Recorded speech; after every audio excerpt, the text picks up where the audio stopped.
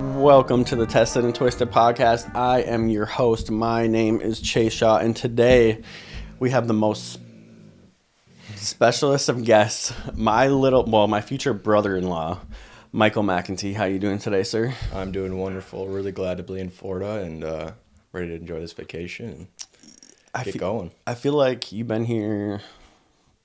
I think you've been here more than anyone else has been here. Now that I think about it, that didn't just hit me right now. This is my 5th time. Yeah, you've been coming here. My goal is to make Michael move here one day. I think that would be great. Yeah, I mean, I'd be so ready for that, man. So let's just give a little backstory of who Michael McEntee is. This is actually pretty crazy. So you played hockey your whole life, and recently, and I know we're kind of jumping ahead here. Usually we start at childhood, but this one I want to do a little bit differently. You played hockey your whole life, and then recently you decided that you were done with hockey. Yeah, that's right. And it's not like he wasn't playing hockey like he was playing hockey to the point where it was like going to be his future in a way, and he decided that he was going to basically take a completely different direction. Yeah, for example, I used to play against Connor Bedard. Like, he's one of the best players right now and for our age group, and obviously playing in the NHL as a 18-year-old. So I definitely played with a lot of the best, and yeah, I mean, I just decided it wasn't the best direction for me anymore, and I felt like I had passion elsewhere. What were like the warning signs in which you started to discover that maybe you didn't want to play hockey anymore? I mean, honestly, I just really started to not enjoy it as much as I used to. I think a large aspect of why I enjoyed it was the camaraderie of being with my friends and being able to do multiple aspects of life with them, obviously hanging out, going to school, competing in the sport and training. I really enjoyed that, and then you're just placed on a team with people you don't know, and obviously I don't have a hard time making connections and meeting friends. It's just, it was different, and honestly with junior hockey, like, it is like a family, but there is always the fact in your mind that you could be traded and the next day you're enemies. So well, and what was crazy for me to watch, because you and Reese, my little brother plays in the juniors as well. Yep, he's doing great. It's so interesting because, like, I didn't realize that it was so, nothing is set in stone. You can be here one day and then the next day you can be there. You get traded this day, you get told you're not playing. It's just like, it's so much more different, and it's a business, you know. It's fun. They're making money off of these games. Like, it blew my mind once I understood that it was like, oh, we're starting to get to like the big leagues, quote unquote. Obviously, it's still junior hockey. It's not the NHL. It's not college hockey, but you're on that trajectory. And it was just like fascinating to see. Like, there's literally a beer can with your face on it in the background. Like, that's just wild to me. Yeah, it's funny, man. Like, people don't realize it, but our world is ran by money. And everything that is processing is because people are getting reward, which is money. Mm-hmm. It's all about money. As I was playing junior hockey, I started realizing, well, if the team doesn't perform, then the players get yelled at by the coach.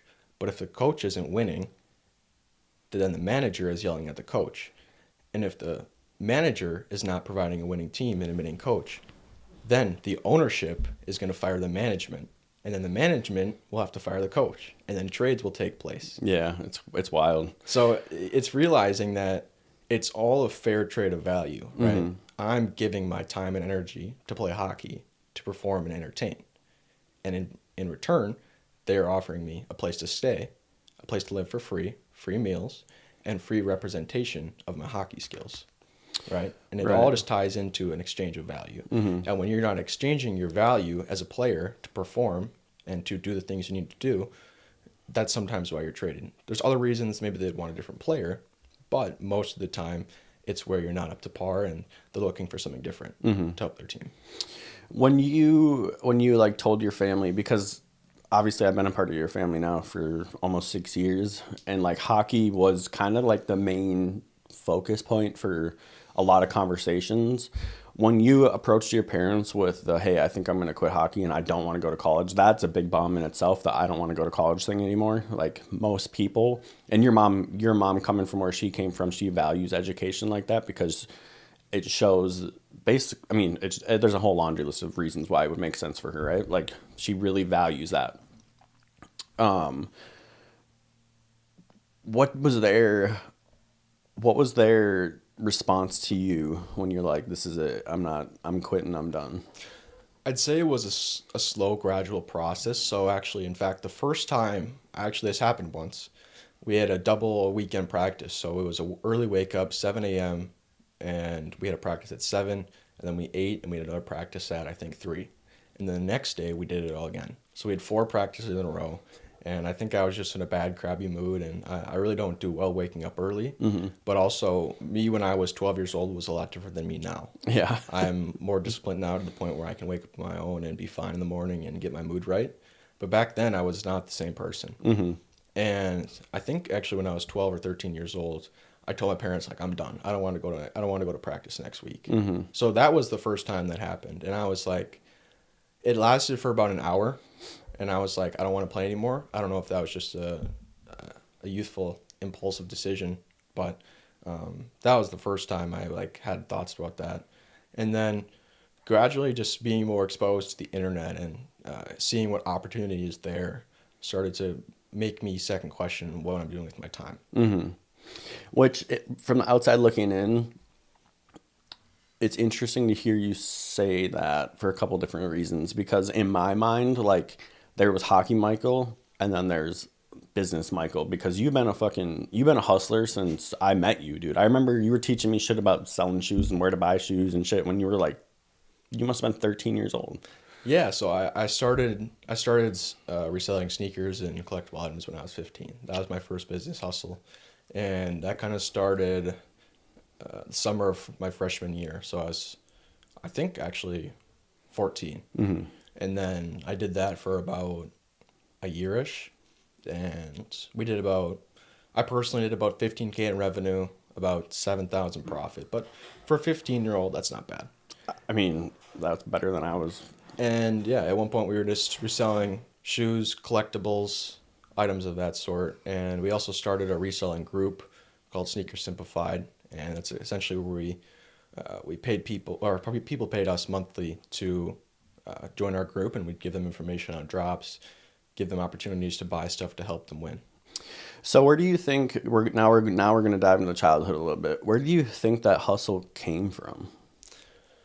Quite honestly, I think it came from just the fact of that the people that I grew up around always seemed to have it better in a financial way. Mm-hmm.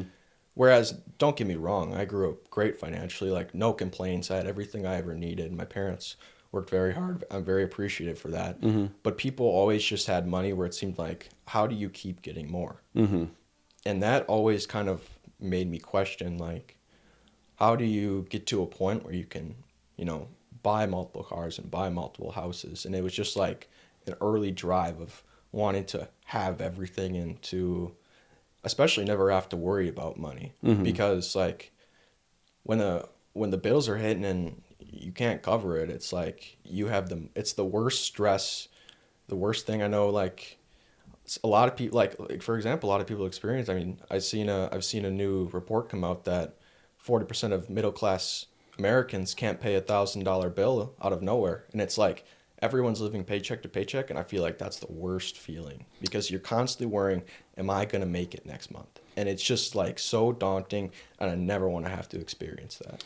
In speaking of the middle class, I know we can get back to your childhood, but the middle class in Florida right now is being attacked so hard. Like if the amount of people moving out, so the more rich can move in, is like the numbers are astronomical. It's crazy, dude. It's like if you aren't making $400,000 a year right now, obviously there's people who can, and like they're set up in a certain way, but it seems like if you're not making a shit ton of money, like you're fucked if you want to live in Florida. Property taxes going through the roof, everything, bills, groceries, you know how it goes. But Yeah, sad, the middle class getting attacked. the old middle class money is getting pushed out from their native land, and it's getting replaced by new money. I mean, but the thing about it is that that's just history, right? I mean, look at all times just history. Alexander the Great nearly conquered every nation. Just even for example, how did we get to America? We pushed the Native Americans out, right? And then, unfortunately, but fortunately, it's a double-edged sword. You have to play that game of whoever has the most funds, the most resources, is the person that's going to eventually take over that land. And if the land's high value, which Florida is a high value place, it's just simple human nature that people want to be there, and the money's going to drive the people that have money out. Yeah, it's been interesting just seeing the change in the demo around here the past couple of years. A lot has been changing in Florida. What was little Michael like? Dude, let's go down this because this is a weird switch up. So we'll start off with this first interesting experience I wanted to mention. When I was 2 years old, I almost died. From what? So I got sick from RSV, and typical small child disease, right? I don't know. What is it? I don't know what that is. It's a lung infection. Okay. So it's basically a lung infection. It's just like a parasite, and essentially it affects, mostly is susceptible to young kids, so infants, toddlers, small children. So I got that, and I was pretty sick for a few days, fever, coughing, all this bullshit, right? And my mom was like, let's go to the doctor, see if we can get him some medication to help clear this up. Right? All right, we go. So I'm not conscious, right? I'm 2 years old, but this is all explained to my mother. So I go there. The doctor prescribes me a prescription to help fight it. The issue was that the doctor prescribed an adult dose for a 2-year-old. Dude, this dude went to medical school and he said, I'm going to fuck up my whole life right now. So my mother gave me, yeah, bro, it's so frustrating. So yeah, my mother gave me the first dose. I was doing fine. Gave me the second dose. She's like, he doesn't look so good. Gave me the third dose, and at that point, I was like, I was there. And then she was going to give me the fourth dose, and she was like, he does not look right. So she brought me into the doctor, and she brought me to the front entrance, and she said that when I walked in, my body was just limp, and I wasn't conscious, and that nurses and doctors started surrounding me, and they grabbed me, and they brought me into medical room and tried to get me going. But I was in the hospital for 2 or 3 days, and when I got out of the hospital, I couldn't walk. I had no energy in my body, and I was just pretty much, they were questioning whether it was going to have long-term effects because of the fact that I had no energy. They thought it might have potentially shut off oxygen to my brain, and I might have lost control of my lower body and just most of my body in general, but ended up not happening. I regained full strength, and nothing that I can see gave me long-term adverse effects, but still. No, you definitely think if it did give you adverse effects and you're still as smart as you. I think Michael's the smartest kid in the fucking world. Dude, this kid has made me so much money in the past. Not to brag, I'm happy, I'm privileged, blessed to have a kid like this in my life. This kid is the smartest person I've ever come in contact with. It's unbelievable. He's never going to say this because he's a humble guy. Me being a fucking moron, when I talk to this kid, it's like talking to a fucking robot. It's crazy, dude. Think if you did actually have adverse side effects and like this is like what you still were able to get to. That's like, that blows my mind, you know?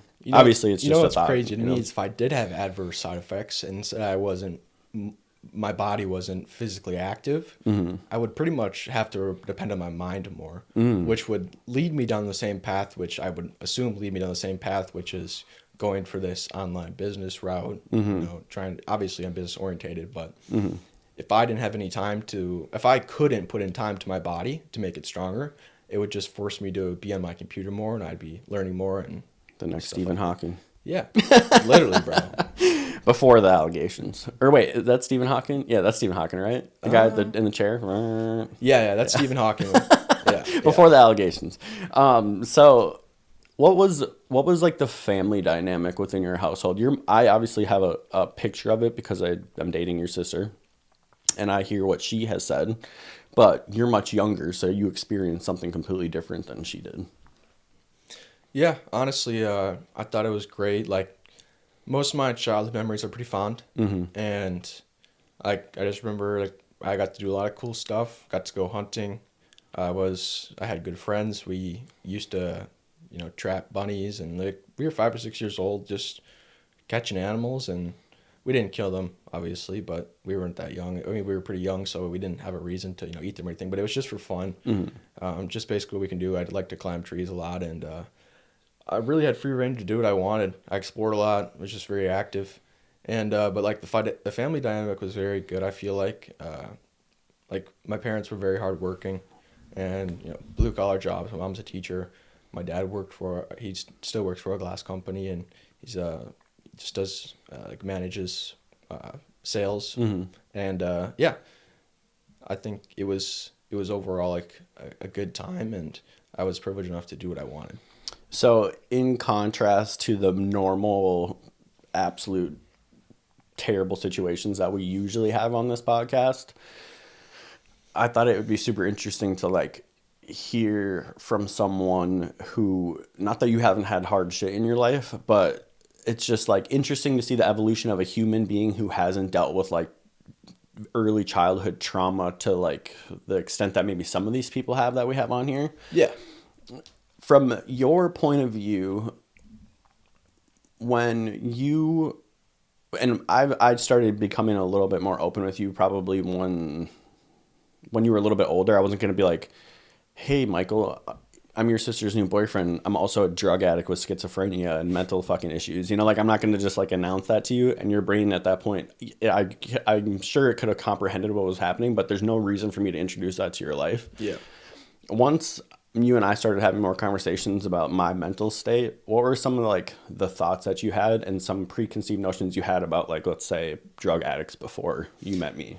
Dude, honestly, when I first met you, I wouldn't have had a clue. Like you've come so far in that sort of sense compared to what like the stories you've told me, and like I had no clue. And when you kind of told me, it really didn't change anything for me. I was like, he still acts the same way around me. As far as I know, Emma is very happy with him, and his issues don't affect me at all. And for that reason, like I knew like you struggle with it personally, but the fact that you're able to not let it bleed into my life or my sister's life, it's like very impressive that you're able to do that. Which I appreciate. And that's why I feel like, dude, I ended up being a part of single-handedly the best family that I could have been a part of, because your mom has a lot of knowledge. Even though she hasn't dealt with addiction on her own, she's seen it firsthand. Yep. She understands that there's two sides to every story, that there's two, like the book doesn't always start and end the same, like people can be one thing and it can turn into something else, and you can still be a good person even if you have the bad in you. Yep. And I feel like with your dad, he's so nonchalant that, and maybe I don't know, maybe he fucking hates me behind closed doors. No. I think he likes me. He does. But your dad's so nonchalant that for him it's kind of just like, all right, speed bump, we're just gonna move on to the next thing. Your mom is so understanding that it's just like speed bump, move on to the next thing. And you and I have I feel like you and I have a special bond that transcends issues. You know what I mean? Like I feel like I could go through anything and I could approach you with it and we could talk about it. You could go through anything, you could approach me and we can talk about it. Exactly. I feel like I ended up with the family that I was supposed to end up with as far as like my significant other's family. And I appreciate that about you guys, because it's not always like that, dude, Like you can't call your future in-laws and be like, hey, just gotta let you know that I fucking fell off the wagon. Shit's been kind of crazy. Like, not a lot of people would be okay with that. Yeah, dude, like even that movie we watched last night, like that guy the guy she broke up with, bro. Yeah. The guy wasn't even that bad, and the parents were already trying to set her up with this new like cushion. Like some parents are gonna be like, we need to get you out of there. We gotta find you a new guy. Where it's like, we're in this together. Like we can't turn our backs on each other. We have to help each other. Yeah, which I can appreciate about your family. It's been, dude, meeting your family has literally been one of the biggest blessings, because it showed me that, and not to put too much out there, but it showed me that you can have problems within a household, and it doesn't mean that you need to hate each other. It doesn't mean that you need to say crazy shit to each other. You don't need to abuse each other. You don't need to do all these things that most people who have dysfunctional families think.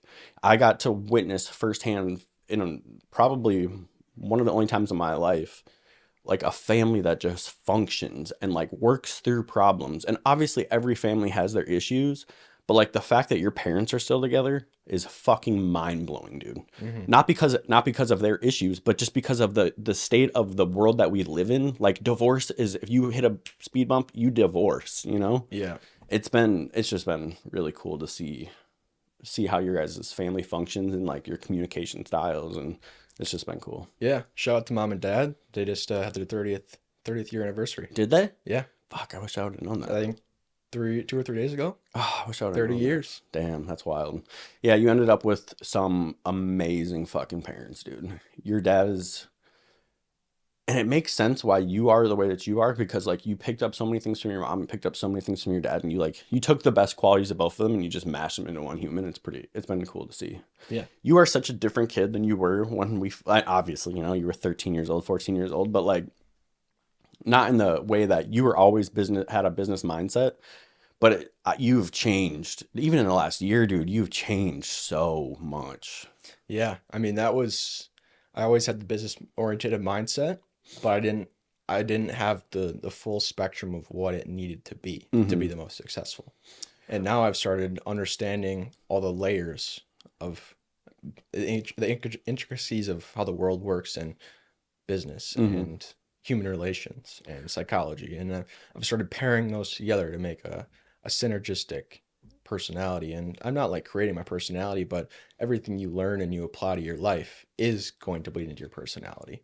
Yeah, and I think people say, when they say creating a personality, right, it's almost put out there like it's fake. It's not fake at all. This is Right. this is me. Right. You're I'm finding curating. myself Yeah, you're curating and you're taking the things that, yeah, you're finding yourself. That's a perfect way because of saying I'm young, so I can create my personality, right? it. Mm-hmm.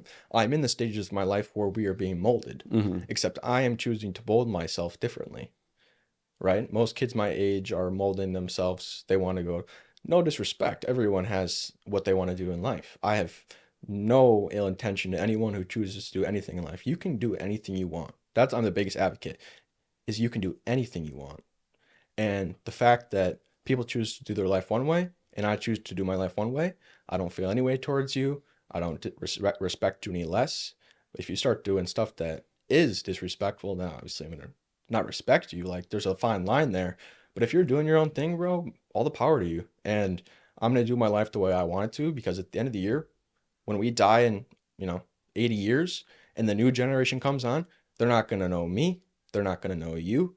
None of it's going to matter. So what matters is what you want to do, Fuck yeah. and knowing your purpose and following that and disregarding what everyone else thinks. And if you can let go to that point, you can find true happiness, because you are doing what you truly want to do in life, and other people's thoughts, which don't even matter. Like at the end of the day, when you're on your deathbed and you're going to die, are you going to be thinking about, why did this person not like me when we were in high No. school? You're going to be sitting there thinking, what did I do with my life? What did Mm-hmm. I accomplish? Whose life did I impact? You're not going to be thinking about other people. You're going to be thinking about yourself. Even your significant others, man. You're not going to be, you might think about them, but it's mostly going to be self-orientated, Mm-hmm. because at the end of the day, it's you're with yourself. Mm-hmm. You always reside within your body and in your mind. And when you can unlock the fact that people's opinions don't matter at all, That's hard for a lot of people, man. because people's opinions are only for their own self-interest. Mm-hmm. And if your opinion is not benefiting them in some way, they're going to have a reason not to like you. And if you're doing better than them, and if you're showing that there is more potential to life, and you're exposing the fact that they're shortcoming the potential, they get mad at you. Which in today's world, it's almost like if you're doing good in a lot of ways, you're like the enemy. Yeah, bro. It's so interesting to see. Hate always comes from the bottom. Mm-hmm. I've never met a person who's more successful than me that hates on me, because they know you have to start somewhere. And at one point in life, they were there too. And they're supporting their younger self. Mm-hmm. But when you're not to at that point where you're in a state where you're wanting something, you're in a state of greed, you begin to become greedy. And With greed, you also get resentment, Mm-hmm. you get hate, and then that just leads you to becoming a bad person. So I see myself doing what I want, becoming the best version of myself, following my life's purpose, to me becoming the nicest person possible. Because when I have what I need, not what I need, not even what I need, when I have the things or when I accomplish what I wanted to accomplish, Mm-hmm. I know that I won't have to hate on anyone because there's no reason, because the hate doesn't matter because I did what I needed to do. There's Mm-hmm. no reason to hate on them because they didn't affect me and my purpose. Mm. It's a very mature way of looking at life. It is, dude. It's you versus yourself, and if anything that happens to you, it's because you allowed it to happen to yourself. Mm-hmm. You need to have absolute accountability in life, and you need to analyze every decision you make. People don't understand that everything that has ever happened to you is because you either allowed it to happen, you made a decision, or you positioned something Mm-hmm. to happen that way. Mm-hmm. But people love playing that victim card, man. They It do. happened to me. It happened to me. It's like, bro, I know people who have been harping on the same shit that happened to them when they were, and I'm not saying that they can't use this card. If there's something that was extremely terrible that happened to you at a super young age, and like you're actively trying to work on that issue, it is what it is. I'm not there to tell anybody how quickly they should recover from a traumatic event, but I feel like, and this is kind of in the episode prior to this when we talked about how the trauma threshold is so much like it, every person, it's different, right? Like Yep. what's traumatic to me might not be traumatic to you, vice versa. Yep. But I do think that there's like a minimal threshold. Yeah, Like you for can't just sure. make everything trauma, right? No, You know? no, And I feel like we live in a world right now where like everything is considered trauma. And again, this is kind of me contradicting myself in a way, but I don't know. I was thinking about that thought, or I there was thinking about that statement after I said it, and I was there like, was a yeah. I think the issue is there's a clear difference between trauma Mm-hmm. and there's a clear difference between adversity and accountability. Mm-hmm. I put do accountability and adversity in the same pool, Mm-hmm. and I put trauma in one pool, and I think people have been pairing them and making them the same thing too much. I Yeah, think that's where you definitely. find the issues is we've had this, it's real for sure. There's so much trauma out there, but I think what people have been doing is, or not people, but there's been narratives that have been placed out that if this happens to you, you're a victim and it's a traumatic experience where it's like, well, not everything is trauma. Mm-hmm. And if something bad happens to you, it's probably because you allowed yourself to have that happen. It's way different if you're growing up and you have people inflicting things on you. But if you are past the age of 16 years old and you can consciously make your own decisions and you can have a job and you can, when you're 16 years old, you can provide for yourself. I've seen Brian Tracy. He's a key example. He's a very young entrepreneur. He started a gardening, not a gardening, but like a landscaping business when he was, I think, 15 years old. And by the time he was 18 years old, he was already making more money than his parents combined, and he was landscaping the entire city Damn, that's wild. at 18 years old. I love stories like that. And that's the thing. Like, if you are really about it, you don't have an excuse to make. Mm-hmm. Like, enough of the excuses.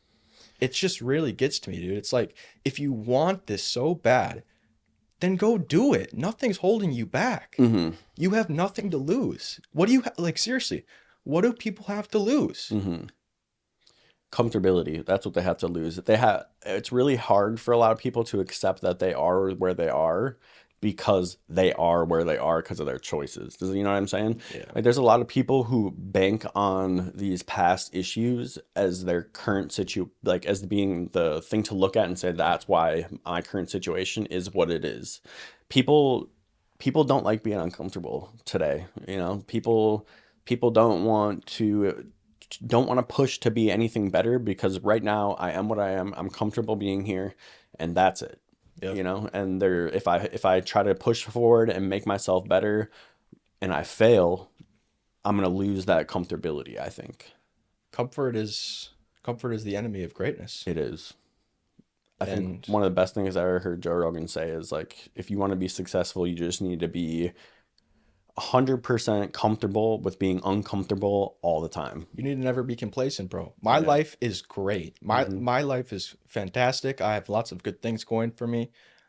XYZ. I have no reason to complain, but I'm still not happy because I know I have more to do. I had this fire inside of me that I know I can do way more, even though I've already gotten to a certain place where I want to be. I know there is so much more for me out there, and I still wake up every day with anger and fire inside my heart that I need to be better. So let's kind of focus on where this, like, obviously we established that you've been business oriented since you were very young, but I feel like I saw a switch in you within the last, definitely within the last year, but I would say the last 2 years, to where you kind of went from like not you were always serious about making money, but you went from like talking about it to doing it, and then not only with the business stuff, like you did it with every aspect of your life, right? Like you went from like, I'm not eating this, I'm taking these supplements. Like you changed everything about your life so quickly. At least it seemed to me. It was like one day I talked to you and we were talking about like whatever, and then the next day I talked to you, we're talking about supplements and all these things. I don't even know what they're considered. Yeah, I mean, the way I see it is that this is something I learned with hockey is life is so competitive. Hmm. And if you're going to do it half-ass, if you're not going to do it to the full extent, why even do it at all? Because there's someone out there who's always going to be more optimized, working harder, working longer, and they're going to beat you. So the way I see it is you need to have everything in check. You need to have your body figured out. That's the first step, is figuring out your body. Feeling good, feeling energized, feeling like you can accomplish all the tasks you do. That's step one. Step two is curating your mind. That step two is very important. You need to surround your mind with the right influences. You need to think the right ways. And then the third step is once you figured your mind and your body out, you figured out yourself. That's the first step. When you figure out yourself, which is what I've done the past 2 years. The past 2 years, I oriented my mind to where it needs to be. And these past 6 months, I oriented my body to where it needs to be. My body's perfect. I mean, I'm very fit. I feel great. And now the next step is once you have yourself figured out is to move on to the business. Hmm. Because you can't run a successful business if you can't run your body right. Yeah. If you can't run yourself, how do you expect to run a business and other people? It's just not going to work. For me, one of the things when I see people who have like a large sum of money and I see them not fit, I'm always like, bro, it doesn't take that much work to be fit. Like it Yeah. doesn't take that much work to like not eat bad every meal. Like just dial it back a little bit. And like I know for some people that's a little bit harder than others, control issues, impulsivities and whatnot. But for the most part, like bro, if you get up in the morning, you drink some coffee, you go on a run, and then like not eat McDonald's every fucking meal, you're gonna look halfway decent. And then if you want to dial it in more, it doesn't take that much more effort to just look good. What You people know, don't be understand is healthy. they don't understand the difference between rich and wealthy. Mm-hmm. Rich is having a lot of money. Being wealthy, by definition, wealth is abundance. Mm-hmm. And abundance is multiple assets of life. Mm-hmm. You need to have abundance of health. You need to have an abundance of relationships. You need to have an abundance of money. And that is true wealth. Making sure your relationships are in check, your money's in check, your body's in check. That is true wealth. And people really seem to mess this up. And that's why you see that, bro. You see the 40-year-old who's fat as fuck hopping out of Lambo. It's like, what good is your Lambo and all your money if you're gonna die in 5 years from a heart attack? Yeah. And it really puts into perspective like you're putting all these countless hours into work, but you can't put an hour a day into your body to make yourself have what? Longevity. Mm-hmm. And then you have longevity to enjoy the fruits of your labors, right? Because if you can't enjoy it, what's even the point? Mm-hmm. You know what I mean? Yeah, and it's sad because then people end up having children and then they pass those bad things onto their children, such as like terrible eating habits and so on and so forth, you know. Something that you haven't mentioned, which I'm just curious about, spirituality in general. So you went to a Catholic high school, correct? Yes. I remember I went to I don't know shit about church, but I believe in God. So just know that. What is it? Is it communion? Communion. So I went, remember when we all got together and we, That was in the Catholic Church. There's like baptism, first communion, and then I'm actually blanking on what it's called. Confirmation. confirmation, that's what it was. We were at my confirmation. So, sorry, that was just kind of trailed off there. Um, So spirituality, you were going to a Catholic high school, and to me, from the outside looking in, not ever really being a part of a spiritual family or a religious family, I guess you could say, because spirituality and religion, in a lot of people's eyes, are completely separate things. It seemed like you were a pretty religious person. Has that changed over the years? Here's the funny thing, man. We'll take it back a bit further. So, ages 3 to 6, Mm-hmm. I was an absolute demon child, man. Like absolute demon child. I stories my mother told me. I apparently one time I threw a fork at her head and I grazed her scalp when I was like 4 or 5. And one time we were shopping and I wanted this Lego set and she said no, we can't afford the Lego set. And I was like, obviously at the time I didn't understand, but I was sitting there crying, screaming, and then eventually I like started hitting her. And eventually like she had to start telling people like when I do stuff like that that I was not only deaf and that I couldn't hear, but I was also autistic. And that's the only way that she could pass by with having me in a store because of how poorly I was behaved. And the funny thing is that when I went to school for the first year in kindergarten, the first year in kindergarten, the first day of school, I shaped right up. Why? Because I initially had those social standards that were set being in a Catholic grade school. And I think for that reason, it helped me out so much at the start of life because I was now grounded to something. Mm-hmm. And being a part of something and being shown to act in a neat, orderly, nice way was the way to do it. And initially, like 5 to 8, 9 years old, I was super active. I would always go to church, like uh, Catholic week, where there's like Ash Wednesday, all this sort of different stuff. Uh, I was always like super like favorite week of the year. I was super excited for that.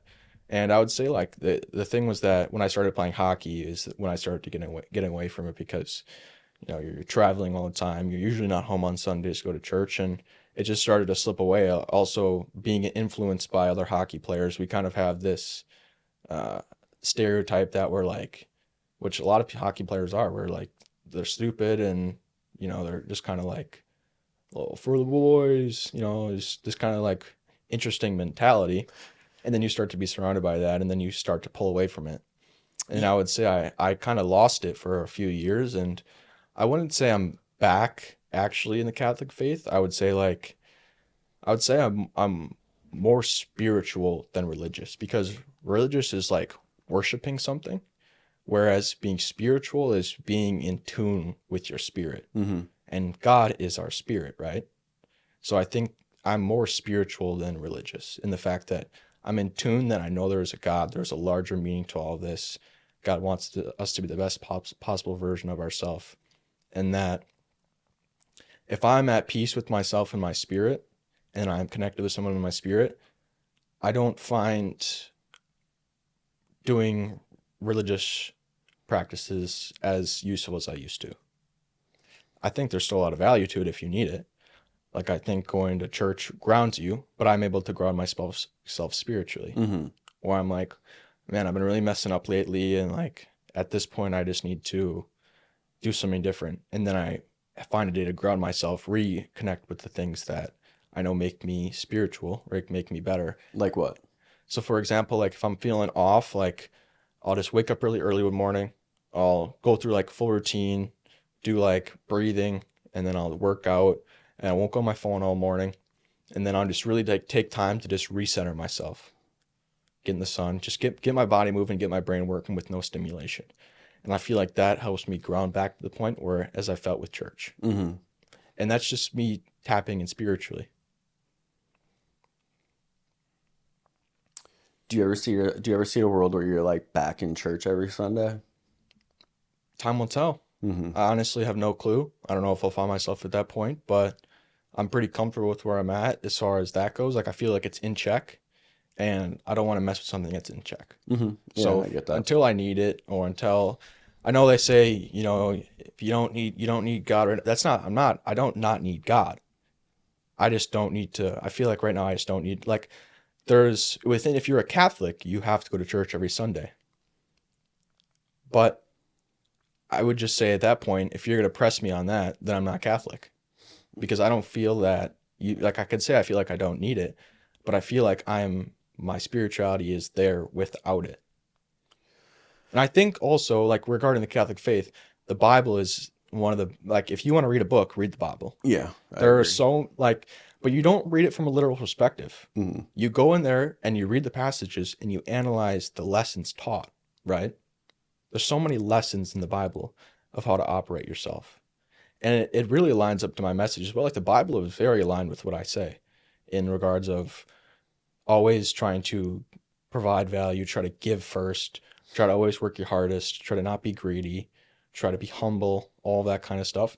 It's all in the Bible, but you have to really sit there and look at it and analyze it. You can't just read it and say, oh, this is some stupid story about some old people who didn't have smartphones. It's not like that. You're It's you. telling me he got two of every fucking animal Yeah, bro. and It's put like them on a big ass ship? there's stories. There's stories that are meant to tell you lessons to help you be a better person. And I think there's so much value and truth in the Bible. But the thing that kind of throws me for a loop is the fact that, like, they claim, like, the Bible was so long ago, and the fact that I don't trust people who have written the history books, because if you're the one writing the history books, you don't get the other side of the story. And we've talked about this, you need both sides of the story. Mm-hmm. So if I have someone telling me this is the history, this is how this happened, it's like, how can I really put my full faith in it, in the fact that I know that other stuff has been lied about?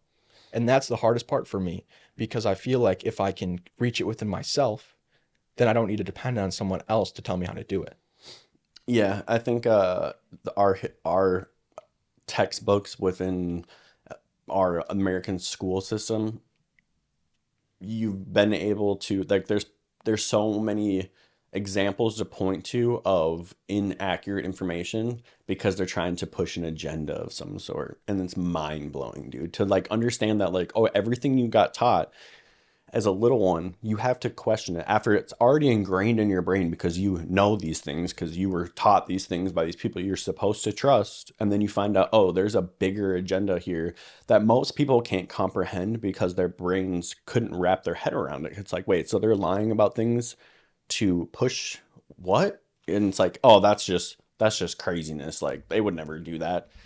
The CIA would never put crack out, because why would they do that? That doesn't make any sense. And then it's like, well, they want to just destroy the nuclear family and blah blah blah blah. And then you start realizing, like, oh, this is just one big fucking game in this country. It is. It truly is. And the school system just throws me for such a loop, Mm-hmm. just for, like, few simple reasons, man. Like, the fact that when you walk into a young classroom and you're immediately ingrained with a question, which is, what do you want to be when you're older? And the only answer you can give is an occupation. Mm-hmm. You can't say, I want to be a loving father and I want to provide for my wife. Obviously, kids don't comprehend that, but they're given, I want to be a firefighter.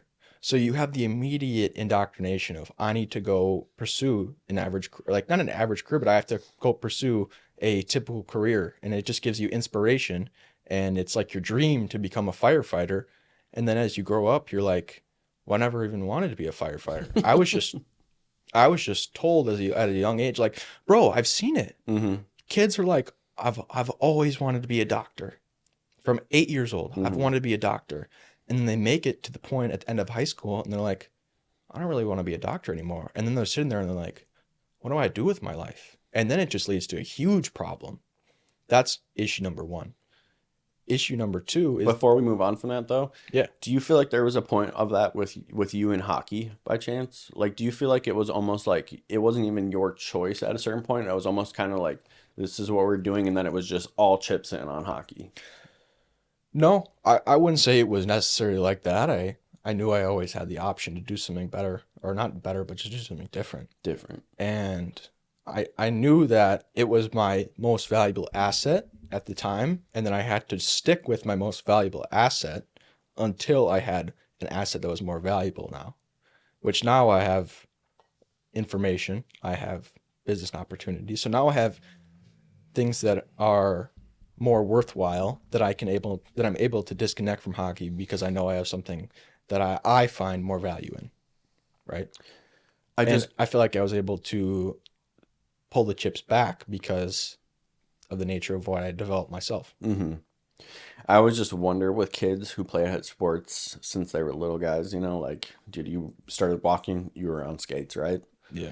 And then it was the same with my little brother. And sometimes I like look at the lifestyle that you guys were living where it's like eat, sleep, breathe hockey. And you can't help but question, like, is this what they want to be doing with their life? Or is this kind of just like something that they were told they're going to do in a way, you know? No, I mean, I feel like my parents, there's another thing I want to know. My parents always gave me the choice, Hmm. right? When I was 12, 13 years old, when I said I wanted to stop playing, they said, okay, then Hmm. we'll not go next week. And they gave me the choice to produce something different. But at the end of the day, it was my choice. I wanted to keep playing. Did you feel responsible for anyone's feelings when you quit hockey? No, It's just like, this it's is what my I'm doing. life. And I say this is that your parents don't always know what's best for you. Hmm. Your parents only knew what was best for themselves at the point when they made that decision. Yeah, so don't listen to your fucking parents. I'm just kidding. I'm just kidding. Oh, you hear that, kids? Don't listen to your parents. No, Like just kidding. if your parents are not in certain aspects of life what you want, like if you say like your parents are super good with communications and having running a good family like mine are, right? I took all the pieces from there. Hmm. But now I want to expand on that and improve the financial part, right? So it's about taking certain pieces from certain things and applying it. Which has been really cool to see you do because I've seen you take advice from people who might not be quote unquote the perfect type of person, like they're not the archetype of fucking success or anything. I've seen you take advice from me, just a fucking drug addict who's just trying to make it. Not that my life is great. I'm just saying this kind of. So my my my my point is I've seen you take advice from people who you maybe don't necessarily like quote unquote look up to, but you understand that they have a valuable asset of some sort, whether like it be, like a sales tactic, I don't know, whatever, go down the list, and you've been able to implement it into your life, and that's been pretty cool to see. Exactly, bro. I have this saying, this metaphor, which is you take what happens when you put oil and water together. They separate and Yeah. it creates a line. So what you do is you reach in the bucket of water and you grab all the water. You Hmm. grab all the water, but you leave all the oil. Hmm. So it's the idea that you take all the good pieces from a person's story that you want to apply to your life, but you leave out their mistakes. Hmm. And that's how you exponentially grow your wisdom, grow your knowledge, is by separating what you want to apply to your life from someone's story and leaving out the pieces that maybe they could have done better in. Hmm. And that's why you find mastery is taking lessons from every experience you meet. Hmm. And that's why this podcast is so important, is because even though these people you have on have troubled stories, traumatic experiences, they all have great advice to give out on how to be a better person, how they managed to get through this, and it's so valuable. Thank you, I appreciate that. That's really like the end goal, is just help anybody, dude. I don't care what it is. If I have the ability to just like make one person make one better choice in their life, dude, that's literally all this podcast is just that. Just I just want to be a net positive for people and not take away from anything. I feel like right now we live in a world where there's so much agenda pushing and there is so many distractions that are made to take away from you so that you can't think for yourself. I don't want to be that, dude. I don't want that. I don't want Be to. dependent on a system. I just don't, dude. I just want to help people. That's it, dude. I just want to help people. And I feel like we're on the right path. And I feel like, dude, it's been crazy seeing what me putting out the energy of I want to help people has brought to my life via stories, via other people, just certain situations that I can learn from within myself that maybe I wouldn't have identified before because I would have looked at it with the skewed perspective of that was bad versus this is a learning experience. Like I've learned so much from this podcast and just talking to other people and downloading their information, separating the water and oil. I really like that. I've never heard that before. It's original. Yeah. Is it really? Yes. Oh, fucking A. Look at that. Yeah. I mean, another thing, like throw another thing at you that's really profound is that, like, look at the natural laws. Isaac Newton said for every action, there is an equal and opposite reaction. So if you give out a bunch of good energy, Mm-hmm. if you help so many people, according to this natural earthly law, if you push something, it's going to come back, Mm-hmm. right? If you put good energy out, you receive it back. And that's exactly what you're seeing Mm-hmm. is the work of a natural law. Yeah, it's fucking cool, man. And once you can actually separate the certain things in your mind as like, okay, maybe this wasn't bad, maybe this was good. It just keeps coming. You know, the floodgates open. It's really Snowball cool. effect. It is, dude. It's crazy. So with you thinking the way that you think, right? Because you're not like an average 19-year-old kid. I'm not trying to fucking blow smoke up your ass. Like, dude, me and your sister talk about it all the time. I'm like, how the fuck is this kid like even a real person? How how does it you stated an example of hockey kids, right? They have a certain label on them. They're kind of like the dumb jock, fucking throws it in and blah blah blah, right? Yeah. Have you found it hard to identify with like certain groups of your friends now that like that you're like kind of taking this different path than them? Has it been harder to keep and maintain those friendships, or do you sever those friendships, or what does it look like?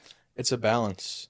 Um, it's really a true balance, and you have to understand where your priorities need to be met, and anything past your priorities is the time that you can put into things that may not be towards your purpose, right? Mm-hmm. Um, so for example, like if I was to work out in the morning, then box, then work, and then do extra work, and then make a few calls, do more work, and then I'm left with an extra 2 hours, by all means, I'll hang out with any one of my friends if we're gonna have a good time, be able to just talk and connect. And like I said, I have no disrespect or ill feelings for people who choose to do different things. I can find connection and relationship within anyone.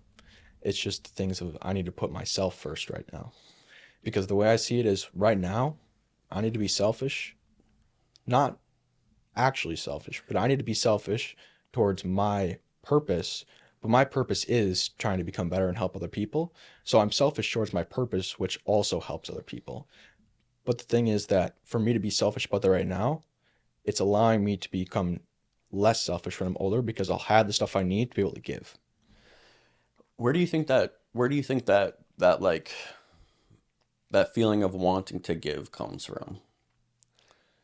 Like I said, growing up, dude, I've always wanted, I've been surrounded, like, especially now I went to, in Green Bay, Notre Dame High School. It's a Catholic private school. So where a lot of the more wealthy people of the town send their kids to school. So I was surrounded by all these things that people had, and not even to say things like objects, but the fact that their lives were able to just be so seamless because of certain things that their parents did for them. And I think that is the driving factor in that I just want things to be very seamless and I want things to be frictionless But not just for you. You for want that for everyone. everyone, which is in my opinion. I remember we had this conversation on the way to Miami like a couple of years ago where I was like preaching to you about the whole giving and receiving thing, the energy transfer basically, right? Like Yep. you when you have, you give, and if you give, you have. It just comes back around. What's been cool is like throughout this whole process of you starting to make money and gather your success and whatnot, the goal at the end has always been able to help people. And we were having this conversation before we started this podcast. That's what's going to make you like ultra successful is you're not getting successful because you want to see $1 million in the bank. Not that that's not what you want to see one day. We all want to It see a comes million with dollars, it. It right? all comes with it. But your end goal is to provide a better life for the people around you and be that person that can give. And I think that is exactly what's going to make you more successful. David Goggins said it best. He doesn't have a car. He literally doesn't have a car. He's a multimillionaire. He does not own a car. This guy motherfucker runs everywhere. You don't need a car. Exactly, He bro. said, I got 200 But miles in the tank, baby. he wears plain clothes. He wears plain shoes. Everything's plain. But have you seen his family? His family, his wife, his kids, they're balling, bro. And he understands that the point of being a man is not to get everything for yourself. It's to take care of the people around you. The Mm-hmm. purpose of a man is to protect and provide for people, right? Mm-hmm. That's just human nature as we've grown up. We want to, men, whether you say it or not, men have this innate feeling that we want to protect people like our loved ones, our significant others. We want to protect and we want to give for them. Mm-hmm. And it's just a feeling you have as a guy. Yeah, I don't know what that It's is. It's it's just hu- ingrained in the DNA, dude. it's human nature, man. Mm-hmm. And I think it's easy because that's the reason I want to do it. It's just because it's already engraved in me. Mm-hmm. Yeah, I don't know. I see this world right now where we push to not open girls' doors. We don't pay all their bills. We don't do this. We don't do that.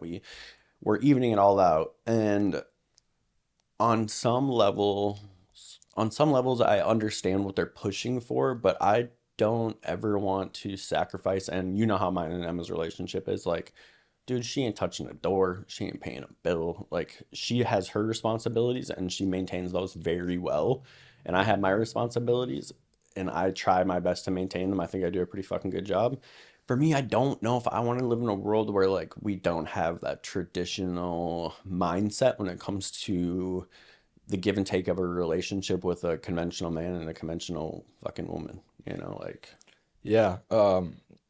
This is gonna get a little bit more controversial, but between masculinity and femininity, that's a word. femininity. Femininity. You're right. Yes. Yeah. There's a line. It's a spectrum. Mm-hmm. And for every relationship that works, there's a line of masculine to feminine balance. Mm-hmm. And when you find people who are more in the masculine spectrum, the end of it, you need to find a more feminine woman to complement yourself, right? So I think that's where a lot of relationship finds good places is when your masculinity and femininity can balance each other. Mm-hmm. And I think when you have someone who, like you said, wants to open the doors, pay for everything, do X, Y, Z to make sure his woman is on this higher end of femininity, Mm-hmm. it makes for a relationship that both want because Emma wants that. Mm-hmm. She's a very feminine woman who wants the door to be open for her. She Mm-hmm. wants things to be paid for her. Mm-hmm. Not that Not sound because she can't do it herself, and not exactly. because she's like take. No, It's just like that's the balance in this relationship, and that's what she wants because she provides balance elsewhere where I wouldn't be able to maybe necessarily do those things. and that's another thing with the feminine and masculine scale is that sure the man will protect and provide, but the woman provides all the emotional tone and support. Emma often is able to change the mood very quickly because she's very in tune with her emotion. Mm. If anything's ever tense, man, she can crack a joke that just instantly makes it lighthearted and it just fixes the entire situation in the room. Mm-hmm. We couldn't do that. Fuck no. So women have something very special, Mm-hmm. and it's about finding the balance between them. And I think that's where these high masculinity, high femininity relationships really meet this synergistic point. So that brings up a interesting question. What's it like dating in at 19 years old in America right now? It's a really interesting scene, and like for me personally, it's just not even worth it right now. Mm-hmm. People have their own agendas and they want to do what they want to do. Like I think if you can find you've taught me this and I've seen it, and you've told me that having the right woman is like a superpower. It really is, dude. And I find it very true because if you have the right woman who can influence you to work harder, do the extra rep, push it's a driving goal Mm-hmm. is to do better so you can be better for her. Mm-hmm. And I think that if you can find that woman who's willing to be loyal and stick with you, it's very worth it. You are sacrificing time, but that time has a higher reward. Mm-hmm. It has a higher investment. But if you're jumping around with girls and placing all your time with short-term things and you're never getting anything back, it's just not worth it and it's a waste of time. Because along with wasting your time out there trying to get girls, trying to talk to girls, you're also making yourself less susceptible to be able to love other people. Mm-hmm. Because when you start having sex with multiple people, but you lose that connection. Mm-hmm. It's literally science. Dude, I definitely was one of those types. I just was addicted to sex, dude. I Yeah. thought that that would fill a void Yep. because that's what I did with everything. If it moved the needle even a 0.5%, I would get addicted to it and redline it until it didn't do anything anymore. Yep. And so the most unhappy I've been in my life is when I was sleeping around with all these girls and cheating and being that like womanizer for me, dude. It just like took so much out of me. It's just It's not natural for most people, I would say. it's a really like you. Some people can do it, and some people can't. Yeah, I can't. I can't either, dude. It's No. like it's just the mental real estate it brings. It's like, Hmm. what's this girl doing? What's this girl doing? How can I make sure I don't get caught doing this? It's just like nothing. If you're trying to do other stuff in your life, having a woman who you're not going to be serious with and it's going to be a toxic relationship, that's the killer, bro. Hmm. Because love is one of the most potent drugs. Dude, it And really is. if you are stuck on this toxic love, it's going to bring you away from everything else that you may not love, but love's the most potent, bro. It is. It's powerful, man. You can do a lot with love. It can really drive you if it's used the right way, Yeah. such as what you were saying beforehand. Dude, with your sister, like going back to the whole woman is a super, having the right woman is a superpower. I Dude, she's a complete asset to my life. Like she's only brought good things. It's crazy, dude.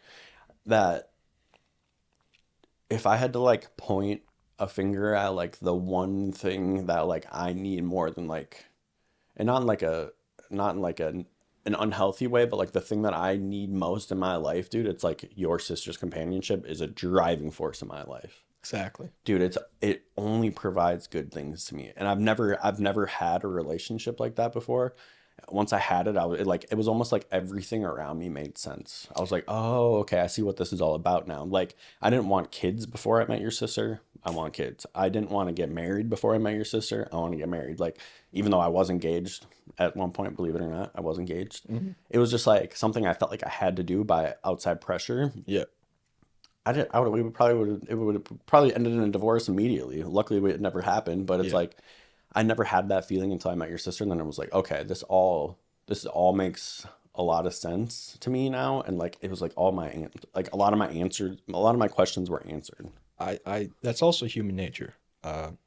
Because we all have this feeling of we need to reproduce, right? Hmm. That's how humans stay alive. So it's innately in our human nature. And I think there's paths you can take down it, right? So you feel this feeling of reproducing by sleeping with a bunch of girls, right? It's just and it's one of those things where you can go with a bunch of girls or you can go with one, right? And you have to go down these paths. Or if you are able to not do it at all, you can just be by yourself. And I think that's also another important way to become a better person is to be by yourself because you need to love yourself before you can love another person. Hmm. And I think that the culture we are in has forced us to go down this, I would just call it cheap sex. Hmm. It's cheap because it's easy to get, it's fleeting, and it doesn't bring any good, so it's cheap. And I think cheap sex is pushed a lot and it just brings a lot of negatives because like dude, think about the worst case in the worst case instance. That girl might be you might be a 19-year-old kid my age. Let's give an example. So we're in Florida right now. Say tonight I'm 19 years old. I go out, I party with some people, which I wouldn't. I wouldn't go out tonight. We're chilling. We're Maybe doing tomorrow. podcasts. Maybe Maybe tomorrow. tomorrow. Maybe tomorrow. Not tonight. We're chilling tonight. But yeah, for example, like I go out, I meet this random chick and things happen and next thing I know I get a text from her 3 weeks and she's like, I'm pregnant. So now this girl is all the way across the country. She's pregnant with my kid. What do you do? Hmm. It's so cheap. It's like that would not ruin your life, but it would throw your life for such a drastic change. Hmm. And it's not worth it. I got a girl pregnant when I was 20. And obviously, I don't have a kid, so there was measures taken to make sure that that didn't happen, which sounded like really creepy when I said that, almost like she's not with us anymore. She got an abortion. Let me just be just saying the word like makes me feel like ugh inside, so I try to avoid saying that word. Just like, Hmm. but it would have, and I think that Think not to about get political, but I think abortion is wrong in certain situations when you're using it like birth control and you got these people who are getting 7 abortions or using basically like plan B like birth control or abortions like birth control. I think it's like, come on, dude, like Mhm. just be safe. Yeah. That being said, like I think that there's a foster care system in this country that is ran like dog shit and there's a lot of trauma and bad things happen at these places. So I understand why abortion is necessary sometimes. Yeah, It, exactly. And I have no place to talk about that right now. Like, I don't have an opinion on that at this point. he said, I don't even want to get into that. I don't have an, I'm neutral on the situation. You yeah. can do what you want. Like, Mhm. but like, think about where would your life be if you decided to not get an abortion? Dude, my life would be so messed up You would right have a now. kid right now who's 11 years old, and you probably wouldn't know me. You wouldn't know my sister. You Mm-mm. wouldn't be in Florida. No. Think just it's very crazy what making a decision to go out and have sex with a girl would can do to your life. Realistically, with where my drug use was at that point, I would have probably died before the baby was even born. I was not right at that point, and it added so much stress that I think it would have broke me because I was just not mentally like well enough to deal with a kid, and that poor kid would have had no dad. That poor kid would have, if I would have died, that is, Yeah. he would have had no dad. His life, his whatever, the baby's life would have been fucked up. My yeah, the possibilities are endless of what life could look like right now if I would have had that kid. Yeah. It's just it's a hard situation to wrangle with, you know? So just for all the ladies out there, you're not on the market, you're not looking. No, No, no, I'm not. just Uh, chilling for now. yeah, I gotta get myself fully in check. I gotta get wealthy, bro. You said one of the most insanely mature things that I've ever heard a 19-year-old say the other day when we were boxing. You said, I don't want to have a girlfriend until I can provide them with the exact life that I think that they deserve, which is fucking mind blowing, dude. Because, like, for you to think like that, you have to be taking so many things into consideration about how other people feel.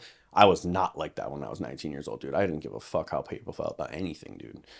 I cared about myself. I was selfish. That's all I cared about was me, me, me. And to hear you say, I don't want a girlfriend until I can provide them with the exact life that I want to provide them with and that they deserve, I'm just not going to date. Hmm. I wish everybody thought like that, dude. We'd end Yeah. up with a much better world. Yeah. I mean, I think that's another issue with the cheap sex is that for a long time, even in look, bro, go watch nature. Mm-mm. What happens with reproduction? The biggest alpha male is the one that has kids with all of the females. Mm-hmm. So what has happened in today's culture? It's still kind of the same, but it's just so much more easily and accessible now, and now you can go get that gratification without actually accomplishing anything. And that also leads into like porn and OnlyFans, bro.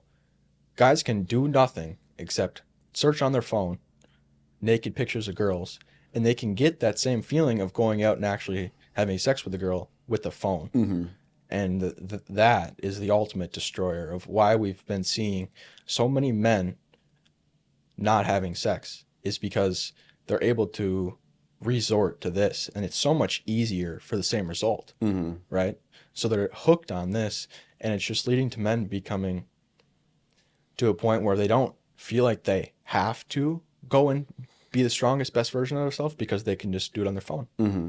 And it's really sad, bro. It's really sad what the porn industry has brought to human nature. Yeah, dude. It goes along well with the rest of the shit happening right now. You know, it's just like you look at it and it's like, yep, yep, yep. It's like, They want us so spirit. When I say them, you all know who I'm talking about. Just them. They yep, want us spiritually unaligned so that they can manipulate, and they don't care how they have to do it, dude. They're gonna get in and they're gonna get theirs. That World Economic Forum video from like a few years ago you sent me, like the whole mindset of like they will own nothing and they will be happy about it. Like, dude, that's fucking crazy to hear the world's most powerful people sit in a meeting and say, we're going to take everything from them. They're going to have to buy it back, not even buy it, rent it back from us, and they're going to be happy about it. And we're watching that happen right now. It's crazy. And it's been happening for a long time. Speaking of the financial system, it's so messed up, guys. You do not know what's coming, and it is not good. It is really not good. So, little history lesson. In 2002, there was $800 million in circulation. Keep in mind, a U.S. constitutional rule was that there was only ever to be $100 million in circulation. That's on the Constitution. Not anymore. It was traced off. Why? Because they changed the history books. Same reason I said earlier. They changed shit, and that just is what it is. Why wouldn't they? Mm-hmm. They can change the narrative to whatever they want because they can. And why wouldn't they? Right? So now that we're in 2020, we have $4 trillion. So we went from 800 billion to 4 trillion in circulation. Now in 2024, we're at $19 trillion in circulation. That means over the past 4 years, they've injected $15 trillion in.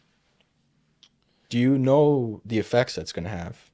And also the interesting thing is that how money has basically worked in the U.S. is that the Federal Reserve is the people, the organization that controls the money. And they also control what? The interest rates. The interest rate gauges how fast and how smooth the economy runs. So what they've been doing throughout the past few years is manipulating interest rates based on how much money they can print. So if you're trying to buy a house anytime soon, that shit ain't gonna happen unless you got a lot of money. So the main issue with this is that now they had the interest, well, a few years ago they had the interest rates at zero. But what were they doing? They were printing out money, which was doing what? Lowering the purchasing power. So now what's happening over the past 10 years is they've been raising the interest rates while also lessening our purchasing power. Which, what does that mean? It means that the middle class person with high interest rates, which is they've been raising rates, what do you think is going to happen? They have no purchasing power and they can't get a good deal. It means that the corporations on Wall Street, BlackRock, Vanguard, Fidelity, what are they going to do? They're going to buy all the commercial housing. And that's why they say, you are going to own nothing and you'll be happy. Because in 10 years, you're not going to have enough money. If you're an average Joe, you're not going to have enough money to buy a house. You're going to have to rent it. And that's exactly the plan of what they've done with the US dollar. Is they've put so much in supply, and now they have this mangled control in the interest rates that it's a surefire for disaster. And to bring an alternative to that point, that's why almost every dollar I own is in cryptocurrency. Why do I say that? Because Bitcoin, everyone knows what Bitcoin is. Unlike many other assets in this world, Bitcoin has a finite supply. Right? What has finite supply in the world? Bitcoin. Gold doesn't have a finite supply. So Bitcoin is an asset that people can now invest into with a finite supply that is all digital, right? So what happens when you go to travel on an airplane with 100 G's of cash? Confiscated. Yeah, I take no that questions. Shit. Yeah. You don't even get it back. Confiscated. No. What happens when you go through security with a flash drive with $5 million on it? They don't even look at it. They don't even know.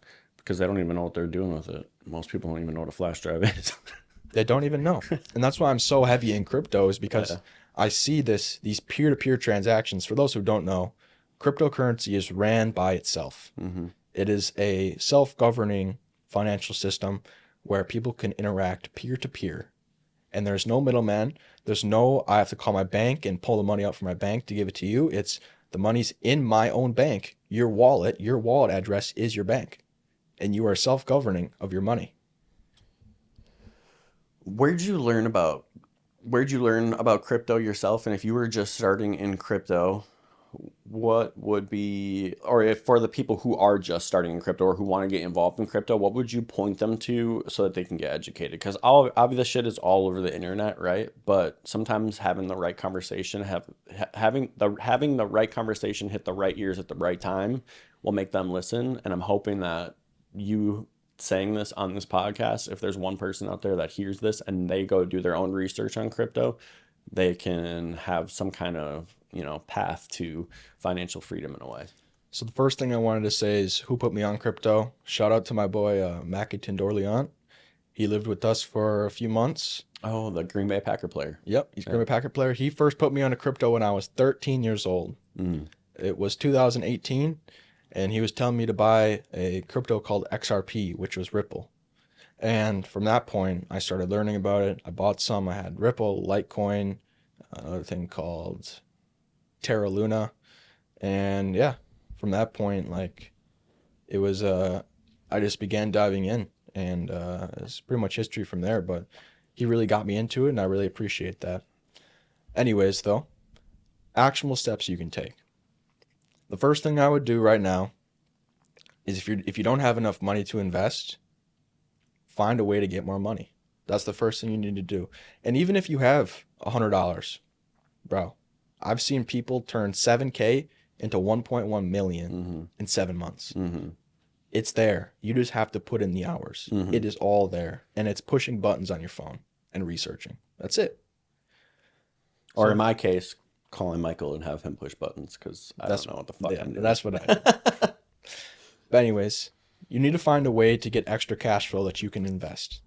And that might even mean selling your car, getting rid of your payment, getting rid of your insurance, and riding a bike or riding a bus. Boom. Then you have an extra $400 monthly to invest. Boom. Actionable step number 1. Step number 2, download a Kraken account, Coinbase account, and just start funding money in there and just start buying. You can just buy Bitcoin, bro. Buy Ethereum. Those are the first things I would start with. It's just buying those big assets that are not going to be too volatile, and you'll see how the market moves, right? And then once you start getting more in tune with how things work, so to figure out how crypto works, read the Bitcoin white paper, which was published in 2009 or 10, maybe 11, in that 3-year range from Satoshi Nakamoto, which he's the creator of Bitcoin. He's one of the most wealthiest men in the world. He owns 1.1 million Bitcoin. Extremely wealthy from that.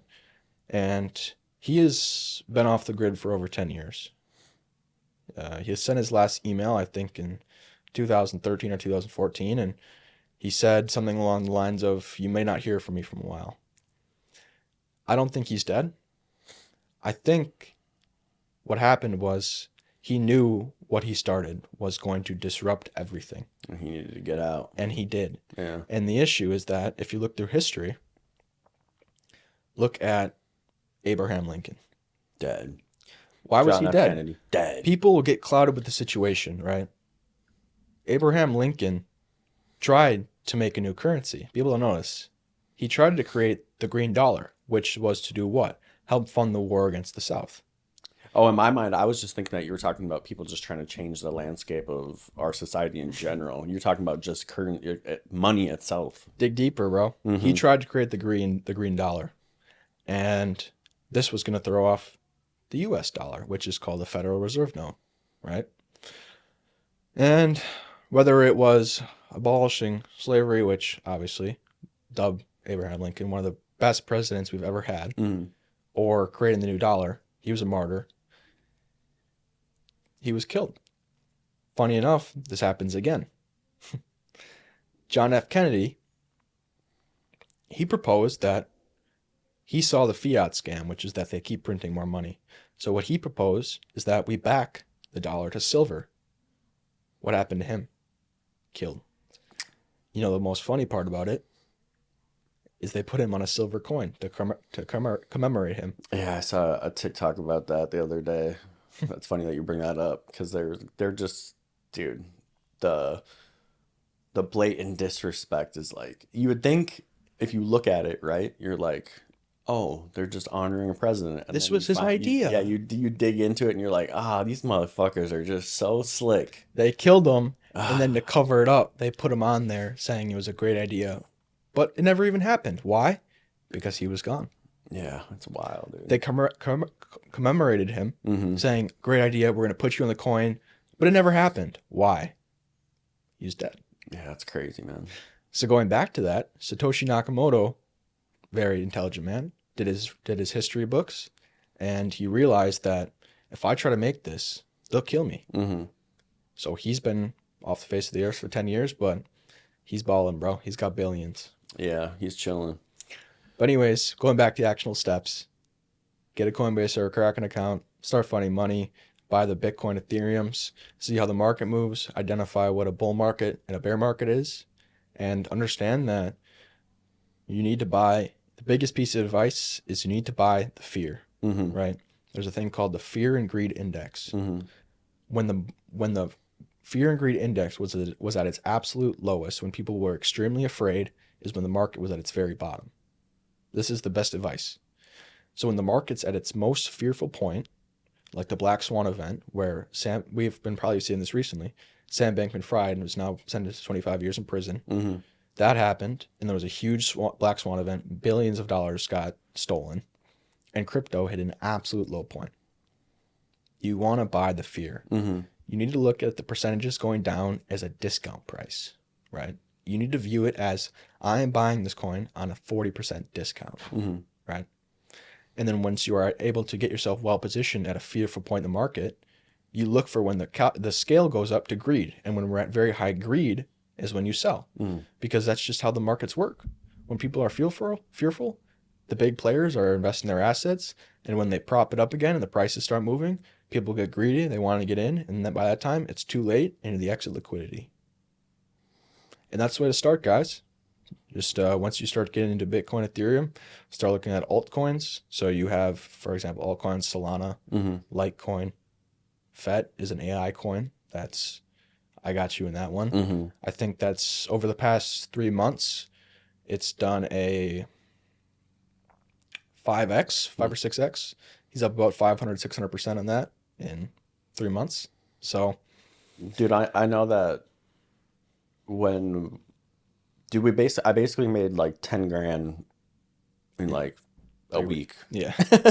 It was like I put the money in, you told me to click some buttons, I clicked the buttons, and then all of a sudden I looked at my account and you're like, one day you called me, you're like, yo, check your wallet. And I knew right when you called me, when you said that, it was like, oh, it's about to be crazy.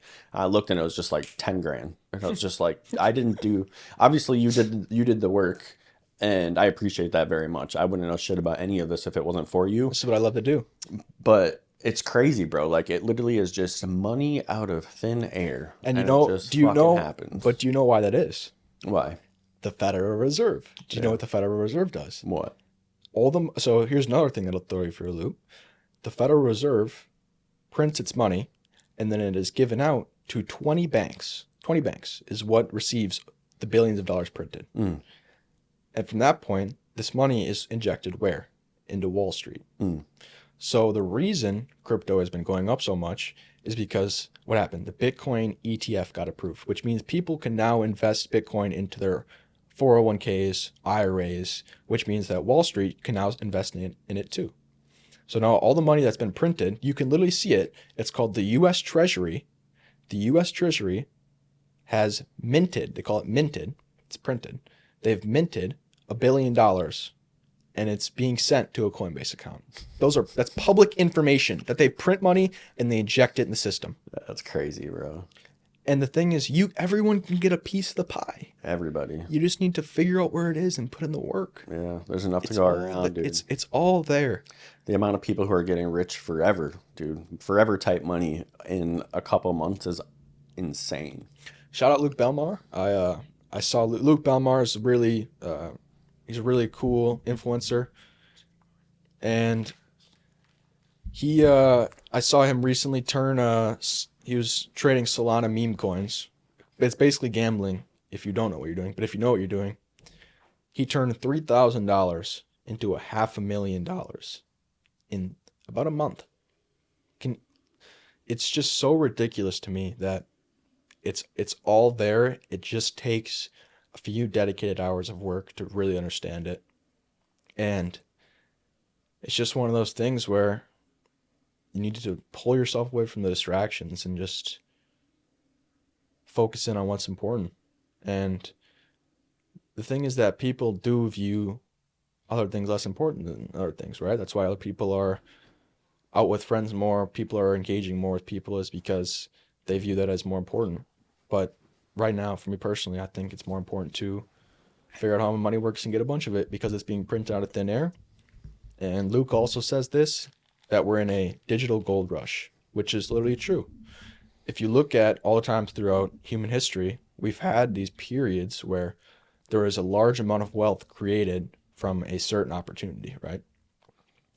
Look at the gold mining, right? There was generational wealth made off of mining gold. Look at the Industrial Revolution. There was generational amounts of wealth made off of that. Now look where we're in. We are, and think about these opportunities, they're rare, right? When's the last time we were mining gold for the first time? That was a rare thing back then. And if you were there, you made a lot of money. Look at the Industrial Revolution. It happened a while ago. It was relatively short, but a lot of people made a bunch of money. I've never thought about it like that, dude. I've never thought about it like that. Now look where we are. We're faced with an opportunity, gold rush, where we have a digital gold rush of money. Yeah. And this is not going to last. You may think, oh, I'm going to be able to be an influencer in 20 years. No, it's going to be AI. There's going to be AI movies, AI influence. This is an opportunity that you cannot waste time on because, like anything else, the gold was mined up. The revolution of the Industrial Revolution, everything was built. It doesn't last forever. And that's why you need to take action right now. The biggest step is taking action now. Because procrastination is the absolute enemy. And if you sit every day comfortable, like, oh, I can do it. I ran out of time. I'll do it tomorrow. You're going to be saying, I'll do it tomorrow till you die. Right? You just need to go. Take action right now and download something to make you more money, right? I told you. You were hitting a bathroom break, but I was telling the camera, the fans, that my boy Luke Belmar turned 3K into over $500,000 in a month. Wild. And people still find excuses. People still rather sit and scroll on TikTok for 3 hours a day. Imagine if you took that energy and time and you put it into researching a coin. Bro, you could pay your mortgage off if you put that time watching Netflix and scrolling into finding yourself a valuable skill. And it's all stems to procrastination, comfortability, and laziness. Those are your three enemies. There's a lot of lazy people in this world, man. And that's how it is, bro. Like, it's people can choose to live that way, and I have nothing against them. It's just the biggest part that gets me is if you complain you don't have money and it bothers you, and you still do things that are procrastinating, lazy. Like, what do you? I don't care if you want to do that. By all means, do that if you want to do that. But if you're gonna complain about it and that you don't have power to change it, you're lying to yourself and everyone else. And I would hate to live my life like a lie.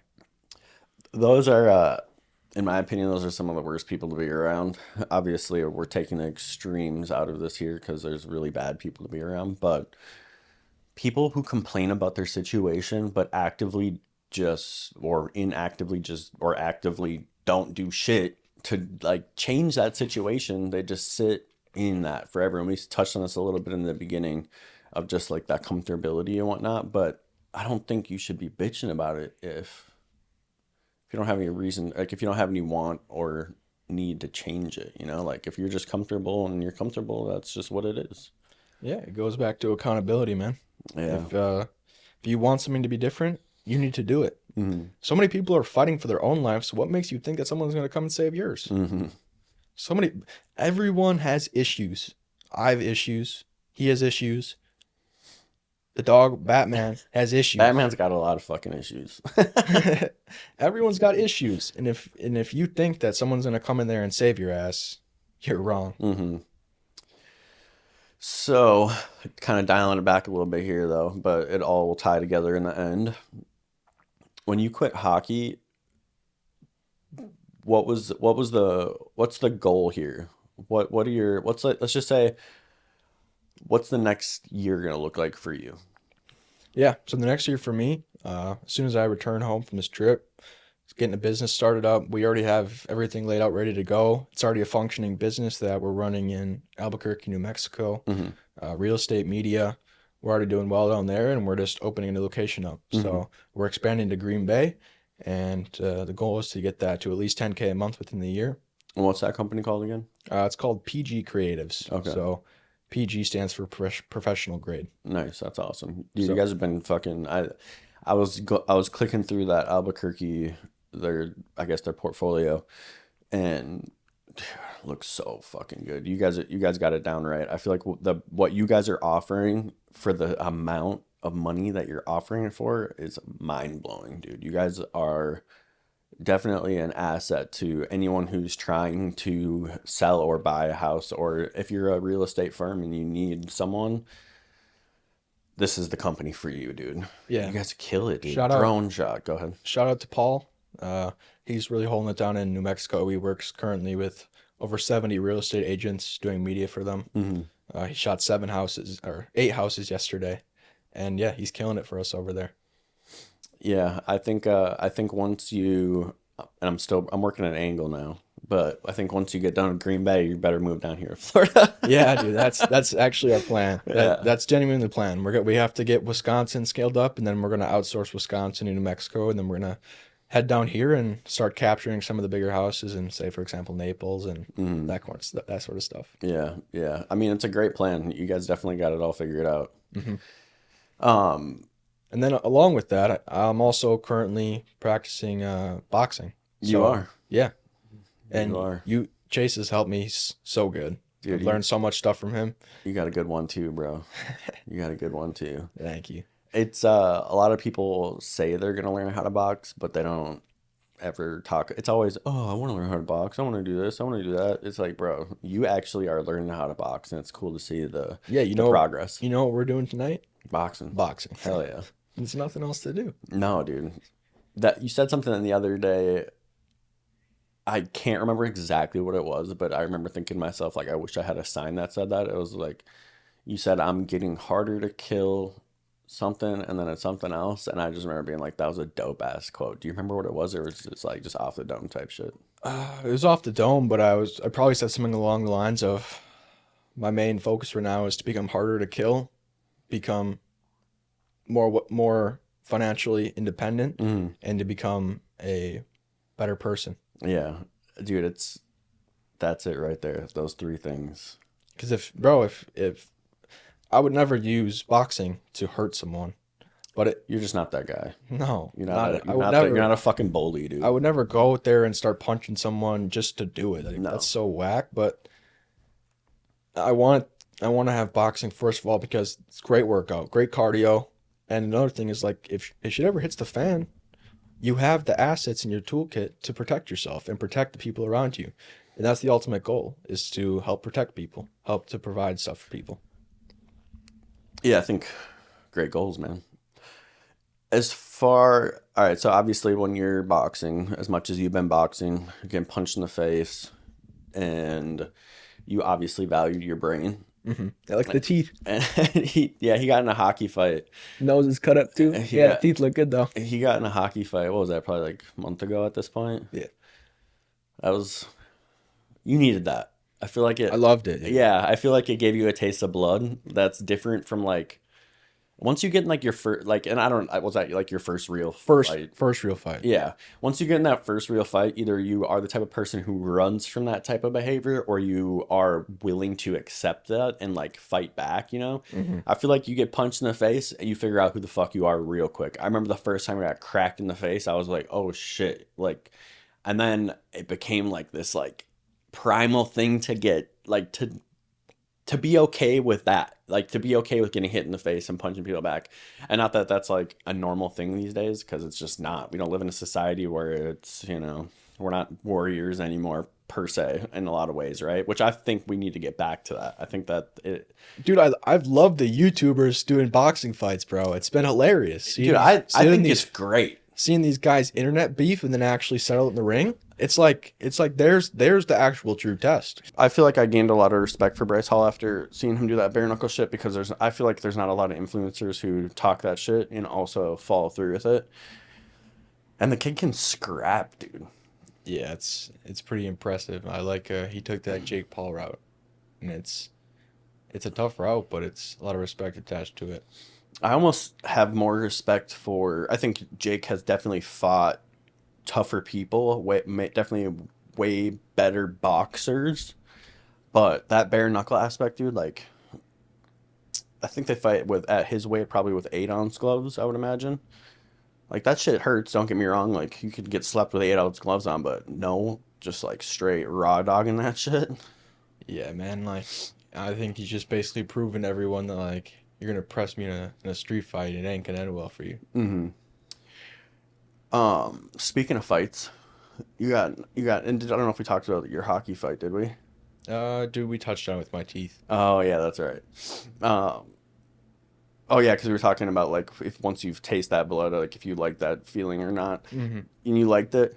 Yeah, it was. It's an It, adrenaline rush. It's a it, it's a it, dump. it feels like good to get hit because you Hmm. know like if you get hit like that, you're fine. That realistically, like it can happen again, and you'll just Hmm. learn from it, right? Yeah, you like, and you know how you react because some people get punched in the face and they just fold. Yeah. You know, there's a lot of those people in this world. Yeah, dude. So yeah, I mean, it felt good, even though like I had some physical injuries. Like the mental victory was it outweighed the physical losses. Hmm.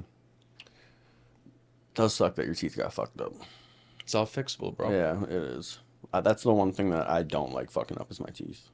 Not because I have like great teeth or anything. It's because it's a pain in the ass to go to the dentist. Yeah, Like I feel like going to the doctor, you can just like pull up at the doctor, you're straight, you're good to go. They'll fucking get you in somewhere, get in where you fit in. But at the dentist, you got to set up an appointment. It's always painful. It's never fun. It's like, dude, I hate going to the dentist. Every interaction I've had with a dentist has been bad.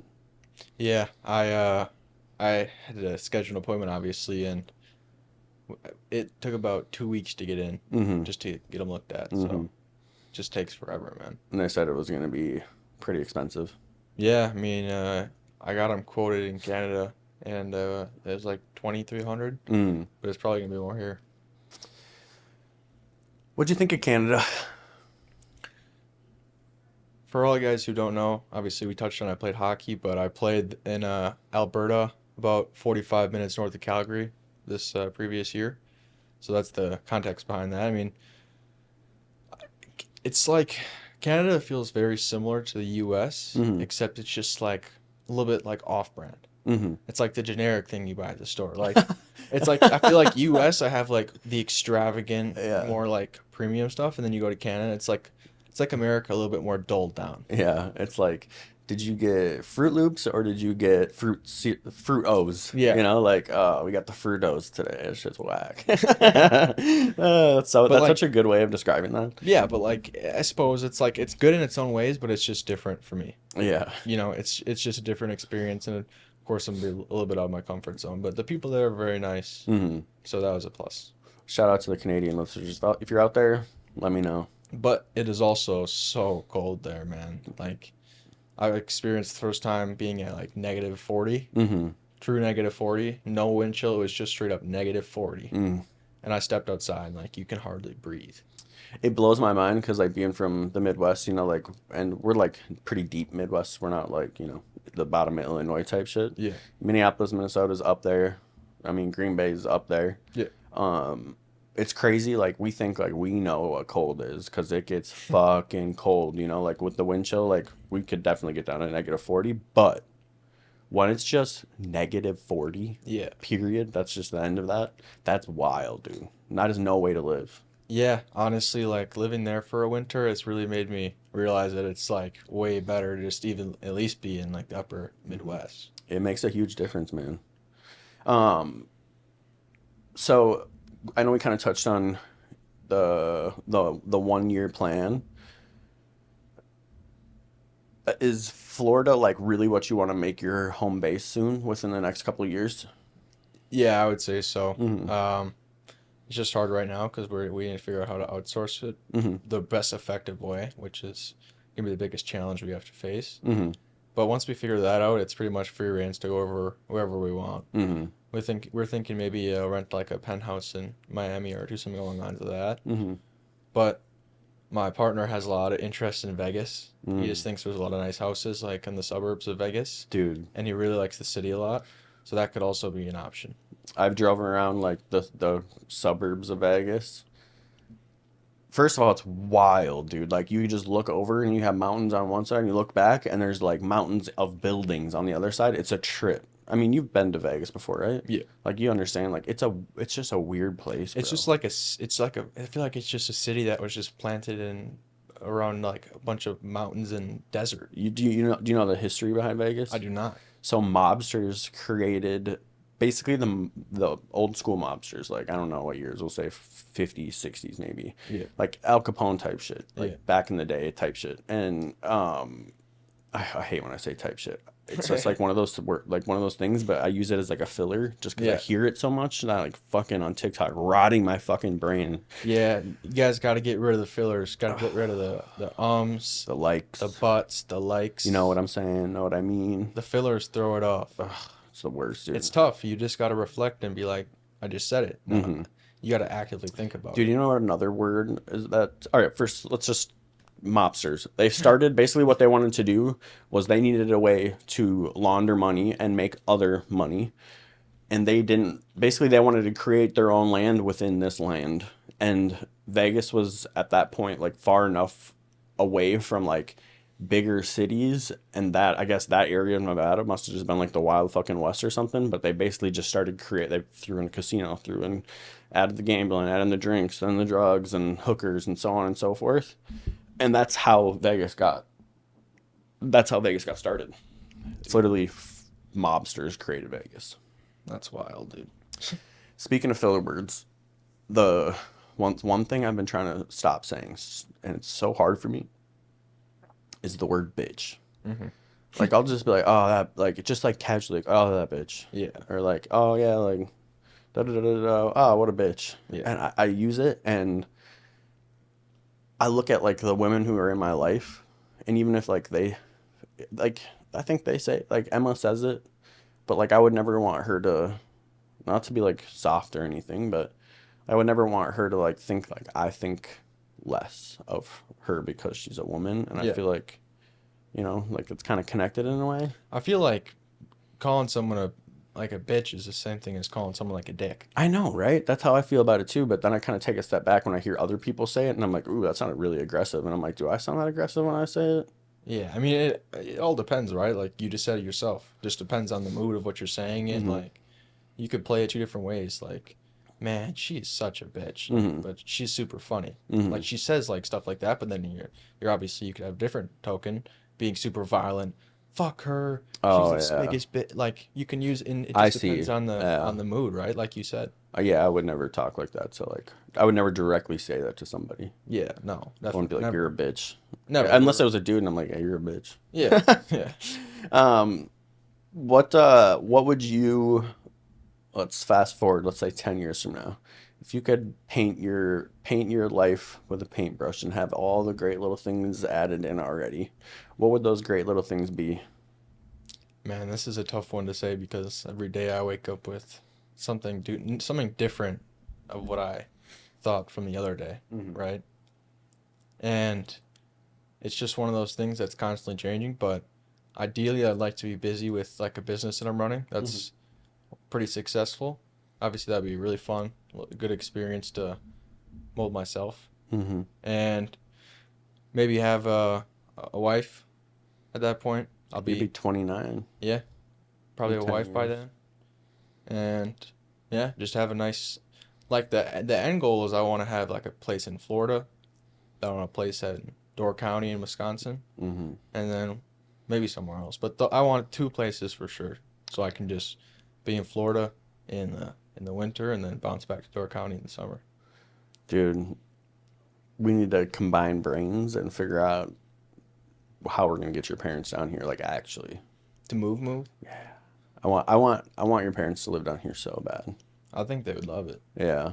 I just want to take like, not obviously you can't take all the people with you because there's probably some people who needed to get left in the Midwest, but I would love to like have access to everybody and it be in Florida and not in the Midwest. I can't live there, dude. Yeah, I neither just can't do it. like I'm gonna live there for a bit, but I'd way rather live in a place that constantly has warm weather and it's nice. It just makes the day seem like it's gonna be easier to achieve. Hmm. Yeah, I agree. Like when you're trying to do something super hard and it's freezing cold out and you're like, fuck, I don't want to do this. It's like it's added friction to doing something that's already hard, right? Yeah. And I think if you can make actions have less friction, then it makes them easier, right? I saw a guy Mm-hmm. post a video about this. He was like, you aren't going to the gym because it's so hard in the morning. You have to put on all of your clothes. You have to get your gym bag ready. You have to make a meal. And he's like, what if you did this instead? You slept in the clothes you're going to work out in. You had your gym bag already packed. You already had a meal made. And you already didn't even have to go to the gym because you can just do a workout in your house. Like, you know what I mean? It's just one of those things where if you remove less friction from things, it just becomes easier. That goes back to earlier in the conversation we are talking about people just like being comfortable, man. Yeah. That's that's we live in this pillowed world, and I'm not saying everybody is like this because trust me, there's people out here who don't have time to be lazy. Where Dude, Elon Musk, man. that dude's a grinder. He works so much. Mm-hmm. He's always active on Twitter. He posts like 20, I'll see him posting at like 4 a.m. And I'm like, does this guy ever sleep? Yeah, that dude might actually be a robot.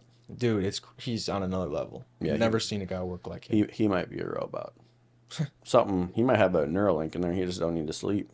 He might. Just grinds it out. Did you see that though? The first ever quadriplegic got the Uh-huh. Neuralink in his brain, Crazy. and he can he's telepathic, bro. It's crazy. I mean, I personally am too paranoid of a person to ever contemplate putting something like that in my own brain. But Yeah. if there was someone who I would trust with that device, with that software, with that invention, the science behind it, all the things, it's Elon Musk. I do agree with you on that, but I think that it could like the one thing that scares me with Elon is how did Hitler start? He started off as like a well-liked but different type of person, right? And over time, he kind of molded this community of people into doing something, right? Yeah. That they thought was beneficial. Yeah. But think about what Elon is creating. Yeah. He's got all the electric cars, which is all hooked up to his systems. He is now with doing Starlink, which is Wi-Fi. He now owns Twitter, which is the largest communication platform. He now made an AI to go with Twitter. And what's the AI's input information? It's everything on Twitter. So everybody that's talking about stuff on Twitter is being inputted into his AI. Mm. So he has the AI. Now he has the brain chips, Mm-hmm. and to add on that, he also has a spaceship company. Yeah, that's the craziest Like one. he's owning so many businesses that align with our lives, and it's he's becoming like a guy who's trying to make everything under one power. You know, Yeah, it's almost like he calls X the everything app because that's Yeah. what he wants to turn into. Yeah, he does. AI, banking, everything, insurance. Which is scary, but also it's like, God, that does sound convenient. But it's like he could be I like think the he does ultimate have. psyop. That's the thing, dude. I do think he has good intentions. By no means am I saying Elon Musk is like Adolf Hitler. Mhm. I'm saying that people, for the most part at the start, had no clue that Hitler was going to go on this huge, big Holocaust, right? Mm-hmm. And I think Elon does have great intentions, but he has the power to do that Mm-hmm. if he wanted to. Yeah, for sure. Yeah, he's a powerful man. I think he's what is he? I mean, on one for the people who actually report their earnings, he's what, Bro. like the third richest person in the world. Go to the Saudis. Right. Go to oil That's country. different money. They'll Never running out money. they put Elon to shame. Yeah, talking trillions of dollars. It's Yes. wild. It's absolutely crazy. All right, dude. I think we touched on everything, bro. I think we shot a good podcast. It was definitely a little bit different than what we usually do. Usually we have, start at the very beginning of childhood, work through the issues and blah, blah, blah. It was cool for me, and we were talking about this earlier, it was cool for me to do a podcast like this because obviously we discuss the things we're going to talk about, but I get to learn a lot about you from at like a very personal level. And B, I've gained a lot from this interview style, which is not necessarily focusing on tragedies. Yeah. I'm really comfortable focusing on tragedies. Like that's like my type of language. Like I can speak well with people and hold a good conversation with people who have been through some crazy, crazy, crazy shit. And I feel like I learned a lot in this podcast because I had to like use my brain to actually think about the things that you're talking about versus like reacting off of emotion. Yeah, exactly. I know what you mean. And yeah, I'm glad I was able to help you develop some new skills. Dude, this is gonna be the first of many. You guys will be seeing him on the channel again, probably the following week, because we're gonna release the very first episode of a new segment that we're putting out called The Devil's Advocates, where we basically go on Reddit and we find stories and we just kind of give our opinions on it. And the goal is to have a new guest every week for that. If not, Emma will be filling in, who is my significant other. Since we do spend so much time talking about all the negative shit, and it's not even negative, it's positive in a lot of ways, but it's like it weighs on me, dude. Like I have a lot of really deep conversations with people that I tend to care about, and it can be very emotionally draining. And I thought it might be nice and refreshing for us to do something a little bit more like fun and somewhat scandalous, I guess, because they're talking about a little bit more different shit, like. Well, I guess we do talk about a lot of sex, drugs, and rock and roll on here too, but you know what I'm trying to cut a promo. You guys can look through the local neighborhood app and you can go looking for some tortoises. Hell yeah. You on vlogs? We got tortoise hunting. Hell yeah, we're tortoise hunters. Dude, we could have a straight up tortoise hunting show on this platform if we want to, dude. Every time I check the app, it is tortoise on the mind-blowing. run. You're like, bro, where's it going? Who's losing their tortoises? I don't know. It is ridiculous. It trips me out. But yeah, dude, thank you for coming on. I really appreciate it. I learned a lot about you. It's been a good ride, bro. Yeah, appreciate for having me, and Hell yeah. let's get a series of episodes with myself and you. Absolutely. I'll make it easy for you guys to find Michael if you guys want to ask him any questions about the things that we touched on today, and or just give him a follow. He is probably the smartest kid I know, and I take all my health advice from him, all my financial advice within reason from him. And if it's crypto, bro, like he's the guy for you. And when I said within reason, it's not because you're not adequate. It's just that I have a. I'm not specialized. I'm not specialized. I'm not gonna have you do with like my business taxes yet. Yeah, bro. I'm not specialized in other assets. Not that you didn't just do your own business taxes. I did. It's I just just did. mine are a little I just did different. my taxes. Yeah. They were easy though. Yeah. But all right, guys. Thank you so much. Please like, subscribe, all that stupid shit that I hate asking for. Peace.